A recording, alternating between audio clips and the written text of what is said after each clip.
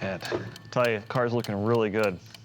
Welcome back for a quick recap on this Acura Integra, which is a beautiful Apex blue.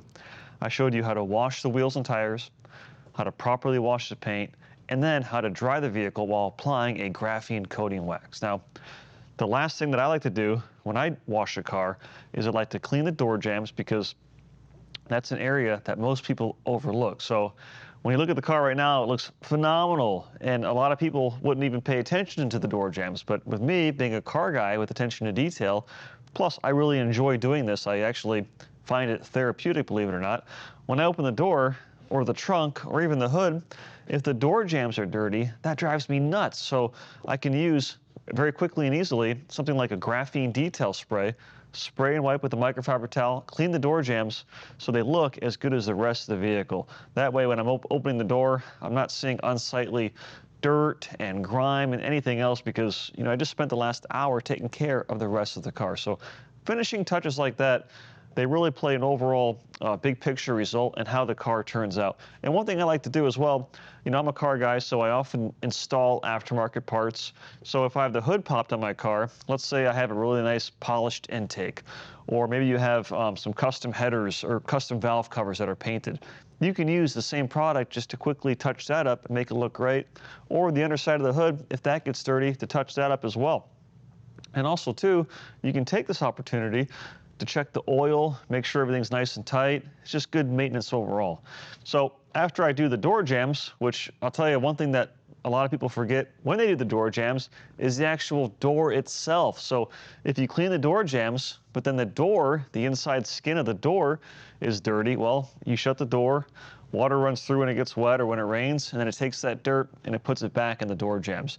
And something else I like to do is I take my microfiber towel and I stick my finger in it and I spray a little bit of graphene detail spray, and then I'll clean the actual edge of the door. That's something else that a lot of people miss. So in the last step of the detail, which to me is arguably the most important for the finishing touch, that is to dress the tires. So the car looks great, the paint is slick and glossy, but the tires, they could use a little bit of TLC. So for that, I like to always protect my knees and my back.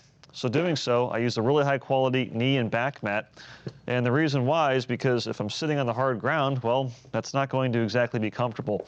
So these guys save my knees, they save my back. You can purchase these just about anywhere, but like anything else, there's different levels of quality on the market. And to dress the tires, you have a lot of different choices. Just like the car wash or the wheel cleaner, there's varying degrees of quality in terms of tire shines.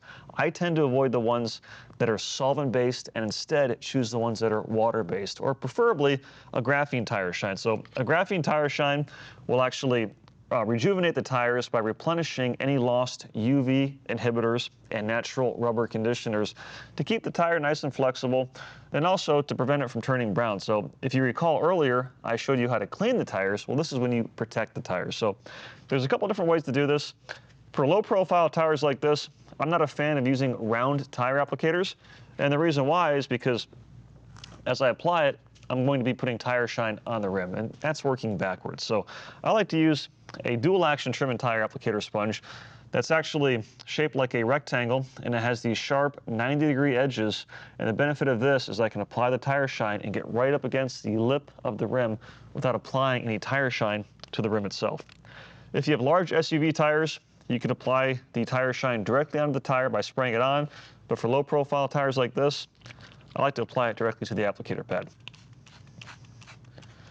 And this particular graphene tire shine smells great. A little bit goes a long way, and it will not turn the tires brown over time. So I apply some in one area, and then I just kind of spread it out. So I do half the tire at a time. And what's really nice about this product is it does not sling off the surface. And a little bit goes a long way, and you can adjust the level of shine by how much you apply. There.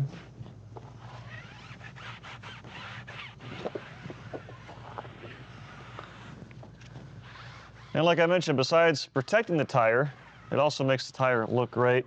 And if you have any excess product, like in the raised edges, you can just use the tire sponge to help absorb it back into the tire sponge, or just let it dry. And if you want less shine, simply take a microfiber towel, and buff off the excess. And then if you have any spots in the wheels or maybe some areas you missed while you're down here, I'll take a graphene detail spray, the same one for the door jambs, and I'll spray it directly on the towel, and I'll touch up any light spots that might be left behind from when I drive the vehicle. And that, my friends, is how a properly dressed wheel and tire should look. That looks outstanding. So with this video, I walk you through the entire process of how to properly wash your vehicle from start to finish. Stay tuned for future episodes of Rutter's Detailing Garage, where I show you a host of other different ways to detail your car. Thank you so much for tuning in. I've got 3 other tires to dress. Take care.